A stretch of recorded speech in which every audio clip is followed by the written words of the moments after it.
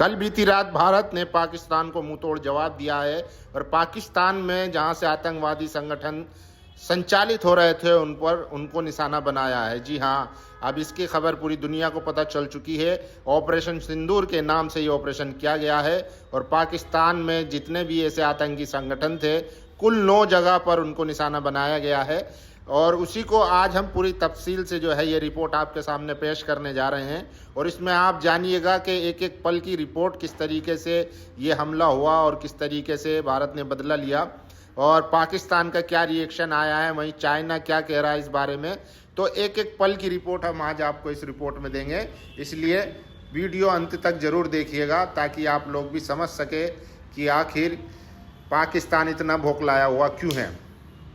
भारतीय रक्षा मंत्रालय ने बयान जारी कर बताया कि इस हमले को ऑपरेशन सिंदूर का नाम दिया गया है। इस बयान में कहा गया है कि इस ऑपरेशन में पाकिस्तान और पाकिस्तान के कब्जे वाले कश्मीर में आतंकी ढांचे को निशाना बनाया गया, जहां से भारत पर आतंकी हमलों की योजना बनाई गई थी और उन्हें अंजाम दिया गया था। वहीं पाकिस्तान ने दावा किया है कि उसने भारत के 5 लड़ाकू विमानों को गिराया है। भारत ने इस दावे पर अब तक कुछ नहीं कहा है और हम इसकी पुष्टि भी नहीं करते हैं।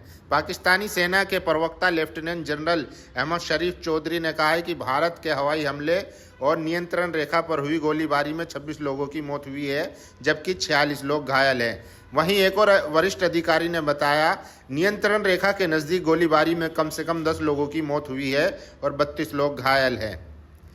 भारतीय रक्षा मंत्रालय ने बुधवार तड़के अपने बयान में बताया था कि सेना ने पाकिस्तान और पाकिस्तान कब्जे वाले कश्मीर में कुल 9 ठिकानों को निशाना बनाया। इस मामले पर भारत के विदेश सचिव विक्रम मिस्री ने बुधवार को सुबह 10 बजे प्रेस ब्रीफिंग की। इस दौरान उन्होंने कहा कि भारत ने सीमा पार से हो रहे हमलों का जवाब देने और इनका प्रतिरोध करने के अपने अधिकार का प्रयोग करते हुए पाकिस्तान पर शासित कश्मीर और कश्मीर के आतंकी ढांचों पर हमला किया है। प्रेस ब्रीफिंग में मिस्री ने कहा कि भारत की कार्रवाई केंद्रित, नपी तुली और गैर बढ़ावा देने वाली रही। उन्होंने कहा कि पहलगाम का हमला अत्यधिक बर्बरतापूर्ण था। उन्होंने कहा इस हमले का मकसद जम्मू कश्मीर में सामान्य होती स्थिति को बाधित करने के लिए किया गया था, इसे प्रतिकूल रूप से प्रभावित करना था। उन्होंने कहा कि मकसद था इस संघ राज्य क्षेत्र में विकास को नुकसान पहुंचाकर इसे पिछड़ा बनाए रखा जाए। इसके अलावा देश में सांप्रदायिक दंगे भड़काने की भी कोशिश की गई। उन्होंने कहा कि पाकिस्तान ने आतंकवादियों के ढांचे को खत्म करने के लिए कोई कदम नहीं उठाए। वहीं पाकिस्तान के रक्षा मंत्री ख्वाजा आसिफ ने बताया कि 7 जगहों पर हमले हुए। पाकिस्तान के प्रधानमंत्री शहबाज शरीफ ने कहा कि पाकिस्तान को जवाबी कार्रवाई का पूरा हक है। शहबाज शरीफ ने सोशल मीडिया साइट एक्स पर लिखा, दुश्मन ने पाकिस्तान की 5 जगहों पर कायराना हमले किए हैं। उन्होंने भारत के इस हमले को एक्ट ऑफ वॉर बताया है। शहबाज शरीफ ने आगे अपनी पोस्ट में लिखा, पाकिस्तान को भारत के इस एक्ट ऑफ वॉर का मुंहतोड़ जवाब देने का पूरा अधिकार है और मुंहतोड़ जवाब दिया जा रहा है। उन्होंने कहा कि पाकिस्तान की पूरी अवाम पाकिस्तानी सेना के साथ खड़ी है और देश का मनोबल मजबूत है। पाकिस्तान के पीएम ने कहा, पाकिस्तान और पाकिस्तानी सेना को अच्छे से पता है कि दुश्मनों से कैसे निपटा जाता है। हम कभी भी दुश्मन को उसके नापाक इरादों में कामयाब नहीं होने देंगे। पाकिस्तान के रक्षा मंत्री ख्वाजा आसिफ ने BBC उर्दू से कहा, भारत ये दावा कर रहे हैं कि उन्होंने आतंकी ठिकानों को निशाना बनाया है।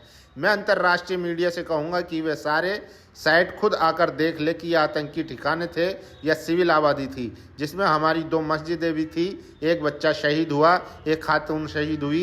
मेरे पास ताज़ा आंकड़ा नहीं है शहादतों का, लेकिन ये सभी 7 टारगेट जिनकी पुष्टि हुई है, इनमें से 2 कश्मीर में और 5 पाकिस्तान में। ये सभी टारगेट सिविल आबादी पर थे। पाकिस्तान के सूचना मंत्री अताउल्लाह तरार ने भारत के हमले पर प्रतिक्रिया देते हुए कहा, उन्होंने हमारी सीमा लांघी है। तरार ने जवाबी कार्रवाई के बारे में पाकिस्तानी सेना के प्रवक्ता की बातों को दोहराया। अताउल्लाह तरार ने कहा, यह हमला अनुचित है, ये पूरी तरह से बिना सोचे समझे किया गया आक्रमण है। हम निश्चित तौर पर जवाब देंगे। हमारी प्रतिक्रिया जमीन और हवा में जारी है। अब हम आपको बता दें कि दोनों ओर के हालात क्या हैं। 22 अप्रैल को जम्मू कश्मीर के पहलगाम में पर्यटकों पर हुए हमले के बाद भारत और पाकिस्तान के बीच रिश्ते बेहद तनावपूर्ण हो गए। इस हमले में 26 लोग मारे गए थे। भारत के हमले के बाद कश्मीर से सटी नियंत्रण रेखा पर हालात तनावपूर्ण हो गए और वहां गोलीबारी की खबरें हैं। भारतीय सेना का कहना है कि पाकिस्तान ने एक बार फिर संघर्ष विराम समझौते का उल्लंघन किया है। एक्स पर किए गए एक पोस्ट में भारतीय सेना ने कहा है कि पाकिस्तान ने जम्मू कश्मीर के पुंछ राजौरी क्षेत्र के भीमबर्ग गली में गोलीबारी की है। बयान में आगे कहा गया है कि भारतीय सेना उचित तरीके से इसका जवाब दे रही है। रॉयटर्स और AFP समाचार एजेंसी ने भारतीय सेना के हवाले से रिपोर्ट किया है कि पाकिस्तानी सेना की सैन्य कार्रवाई में जम्मू कश्मीर में 3 भारतीय नागरिकों की मौत हो गई है।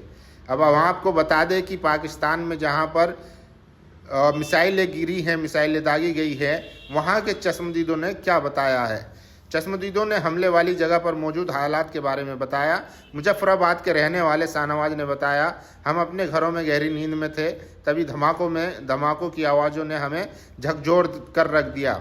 अब हम अपने परिवारों, महिलाओं, बच्चों समेत बाहर हैं और सुरक्षित जगहों की तलाश में भटक रहे हैं। कई लोगों को आशंका है कि हमले और हो सकते हैं। मुजफ्फराबाद में बिलाल मस्जिद के पास जहां हमला हुआ है, वहां के रहने वाले मोहम्मद वहीद कहते हैं, मैं गहरी नींद में था जब पहले धमाके ने मेरे घर को हिला दिया। उन्होंने आगे बताया, मैं तुरंत बाहर की ओर भागा और देखा कि बाकी लोग भी ऐसा ही कर रहे थे।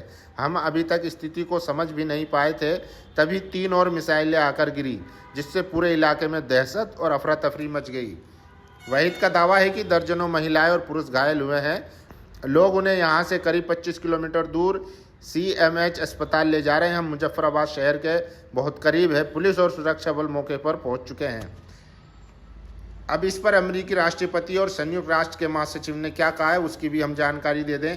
इस बीच अमेरिकी राष्ट्रपति डोनाल्ड ट्रंप ने की भी प्रतिक्रिया सामने आई है।